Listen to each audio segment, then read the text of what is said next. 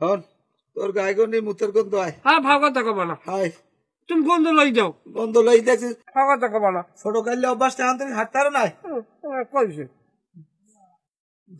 এটা কয় জ্বালা, এটা কয় জ্বালা। দূর করতা এন্ড সর সর।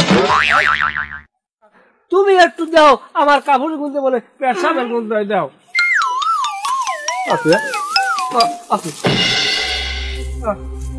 আমি যদি মূর্তি আমি মূর্তি দেওয়ার বাসায় যেতে পারি, আমি কাম করি না। সালমিয়া ভাই এদিকেই বাও। আমি আসি, আমি আমি এই কথা বলছি, আপনারা হইলে বল।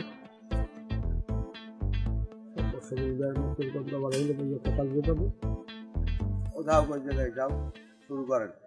আমার মুরব্বীরা এনে একুলাই আইতে কইছি আমরা একুলাই বইতে না। তোর জিজ্ঞেস কে ভাই? থামো। আচ্ছা তুমি থাও। আর ঘটনা কি কও দেই? ঘটনা আমি কম কোন সাথা ঘটনা কইবে সমস্যা যাও আগে জিজ্ঞেস। এখন কও দেই তোমার বাপের বলে তোমরা অনেক মারধর করো, নির্যাতন করো। না না না এরকম এরকম কোনো বিষয় না। আর আমার এমন কোনো সমস্যা নাই। সমস্যা আমার বউর আপনার হাত দ্বারা জিজ্ঞেস। আমি এখন ওই বয়াতিজির আমি জিগাই। বয়াতিজি এখন কি হয়েছে কও দেই? খাতায় উঠবে আর সারাদিন ওর দেওয়া লাগবে, এত জ্বালা কেন সইতে পারে কোন?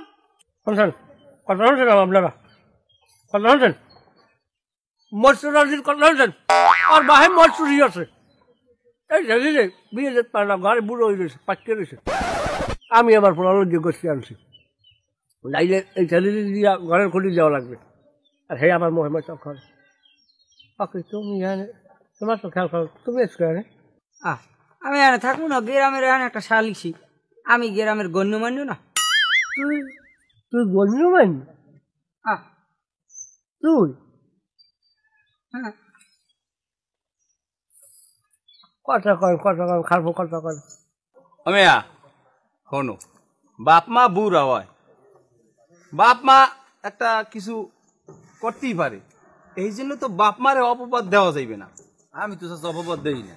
এখন আমার বউ হে কাহার বলে সমস্যা, আর আমি কি করতে পারি না? আমি বাড়ি আর বাহির বাড়ি থুয়ে দেশে তো আমার দ্বারা কিছু করার নেই।